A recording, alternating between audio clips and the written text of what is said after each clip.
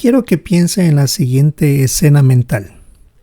Sentado en la hierba, muy cerca de Jesús, mientras él enseñaba a las personas y fijándose bien en su tono de voz con el que enseñaba, en sus gestos, en su mirada, en sus expresiones con sus manos, con su cuerpo.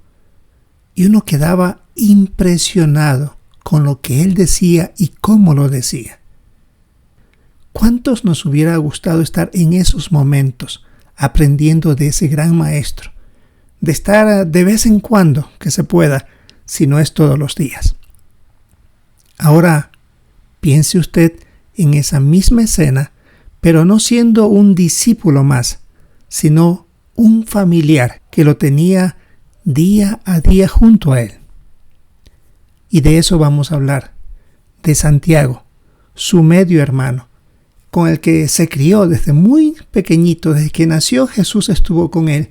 ¿Y cuántos años habrá pasado junto a él, oyéndolo como conversaba? Aunque Jesús todavía no estaba bautizado, pero tenía mucha sabiduría que ya a los 12 años lo demostró. Qué hermoso ejemplo tenía Santiago en su propia casa. Y se ha dado cuenta que por lo general el hermano menor quiere parecerse mucho al hermano mayor y le trata de imitar en sus gestos, la forma de hablar, de decir, peinarse, etc. Eso es lo que pasó también con Santiago cuando llegó a ser un discípulo de su medio hermano Jesús. También empezó a utilizar las mismas técnicas de enseñanza que Jesús había utilizado. Aunque era considerado uno más de los que aparentemente tenían poca educación, sin embargo llegó a ser un excelente maestro. Veamos cómo lo consiguió. Usemos un ejemplo que aparece aquí en la carta de Santiago, el capítulo 5 y el versículo 11. Miren, consideramos felices a los que han aguantado. Ustedes han oído del aguante de Job y han visto lo que al final Jehová hizo por él. Así que saben que Jehová es muy cariñoso y misericordioso. Al revisar estas palabras, nos damos cuenta que Santiago está tratando de transmitir lo que todos los cristianos debemos estar dispuestos a sufrir injusticias sin guardar rencor, como lo hizo Job. Aquí hay un buen ejemplo a imitar. Cuando nosotros damos discursos o enseñamos, no queremos hablar por hablar, queremos usar la Biblia como autoridad.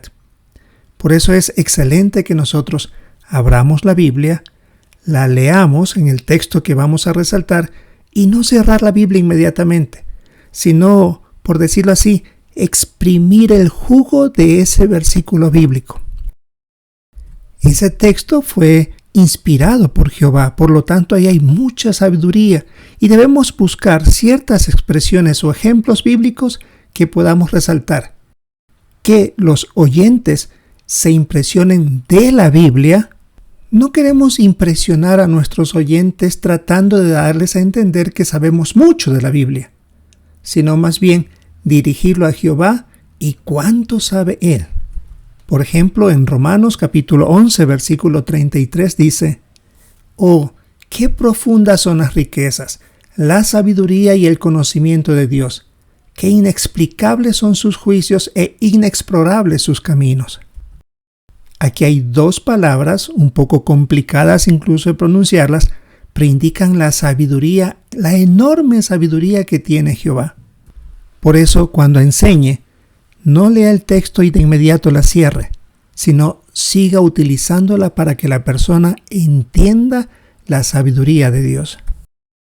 Ayudemos a otros como Santiago lo hizo, a usar ejemplos bíblicos, a percibir cómo piensa y cómo siente Jehová las cosas. Y que cuando cada uno de nosotros nos tengamos que ir del salón del reino o de haber dejado un curso bíblico, pues esa persona o ese oyente realmente se lleve el mensaje de la sabiduría de Jehová y no de la nuestra. En nuestras manos tenemos algo hermoso, enseñar, pero enseñar con sencillez, tal como lo hizo el discípulo Santiago.